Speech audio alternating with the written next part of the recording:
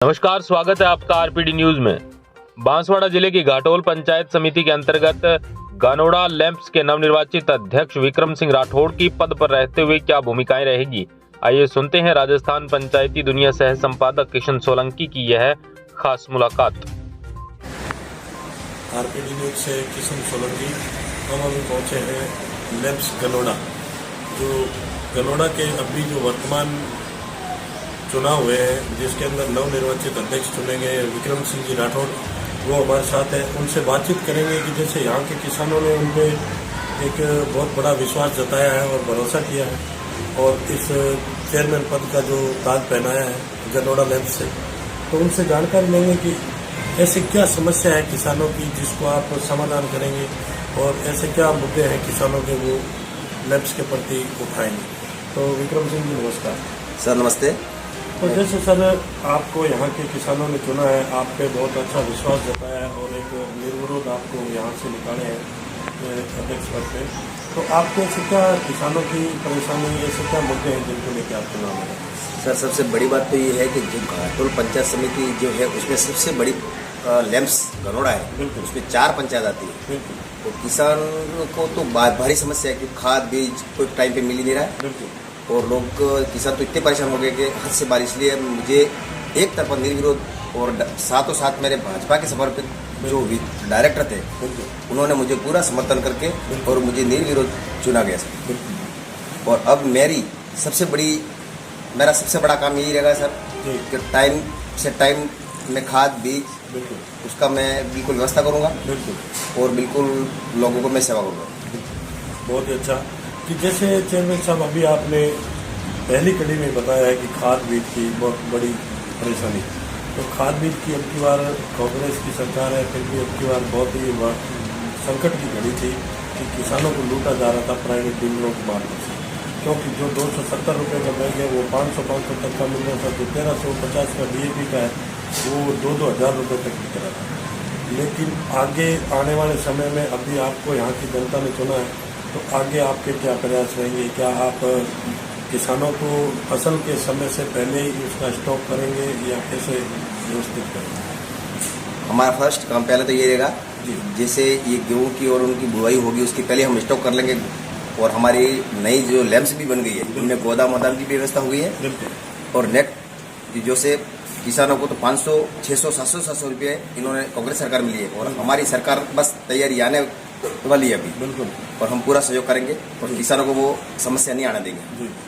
बहुत अच्छा। तो जैसे एक सर ऐसा है कि आज आपकी समिति में जो लैंप्स ने यहाँ से लोन दे रखा है ST ने, उसके अंदर उसकी साख सीमा तो बना रखी है 1.5 लाख रुपये और किसान को DMR के हिसाब से किसी को 10,000, 20,000, 50,000 रुपये यूँ लोन दिया जा रहा है। उसके बावजूद आज रबी और खरीफ के अंदर क्या है, एक फसल में पैसा बढ़ के मिल रहा है, एक में घट के कम होकर मिल रहा है। तो जिस बार कम होता है उस बार क्या है कि जिस किसान के पास इसकी व्यवस्था नहीं होती है पैसे की, तो वो क्या है 2,000 अगर लैंप्स में जमा करके फिंगर लगाना है, रोल ओवर करवाना है, तो वो करवा नहीं पाते और वो कई बार आते भी नहीं फिंगर के लिए। तो कई ऐसी समस्या आती है कि समिति के माथे पड़ते हैं वो पैसा। तो इस ऐसे लोगों के लिए आपके क्या प्रयास करेंगे?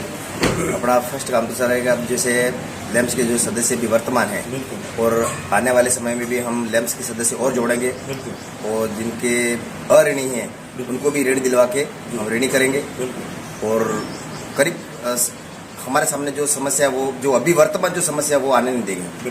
बहुत ही अच्छा।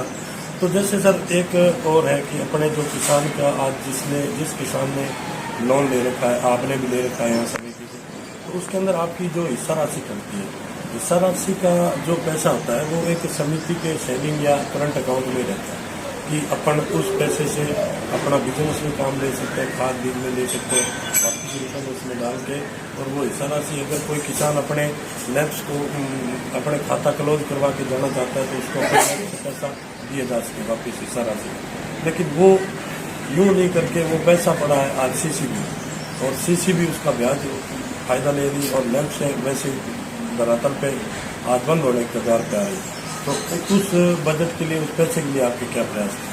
उस बजट के लिए हम बहुत सबसे पहले प्रायोरिटी हमारी ये रहेगी कि खाद बीज का हम स्टॉक करेंगे। बिल्कुल, बहुत ही अच्छा।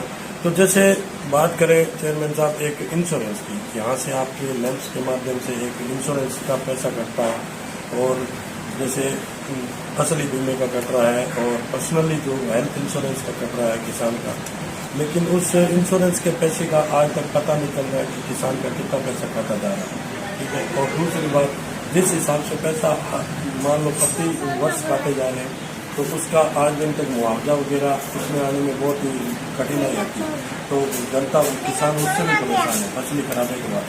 तो ऐसे विकट समय आप क्या करेंगे? जो लोन की रही बात जी, तो लोन तो हो ही रहा है, बिल्कुल पर तो जो हो रहा वर्तमान जो भाजपा सरकार में हो रहा था वो अभी नहीं हो रहा है, बिल्कुल बिल्कुल क्योंकि अभी तो भारी दिक्कत है। बिल्कुल। अब इसका हम अंदर जाएंगे देखेंगे कि स्थिति क्या है, जी जी, तो ही पता लगेगा। बहुत ही अच्छा। तो अभी जैसे बात करें चेयरमैन साहब, अपने एक हिंदू धर्म की एक पावन पर्व आ रहा है, होली का त्यौहार है, तो इस पे आप अपनी जनता को, ग्राम पंचायत की जनता को और यहाँ के जो लोग हैं आपके किसान, उनको क्या संदेश देना चाहते हैं? हम ये पर्व के होली के दिन हम सभी के घर पे जाएंगे बिल्कुल। और सभी से हाथ जोड़ के भी हम सम्मान देंगे उनको कि हमें जो जीता है उनके लिए भी, और होली हम सब मिलके एक साथ खेलेंगे। जी, बहुत अच्छा कि इनका मानना यही है कि आज मैं जिस पद पे हूँ वो किसान जितने भी मेरे जो साथी जुड़े हुए हैं घर से उनकी बदौलत है, और होली पे उनका मान सम्मान करेंगे और उनसे मिलूंगा मैं, और होली का जो त्यौहार है अपने अपने घर में बहुत ही अच्छे तरीके से मनाएं। आरपीडी न्यूज़ के अंदर जो उन्होंने हमें समय दिया उसके लिए बहुत बहुत धन्यवाद सर।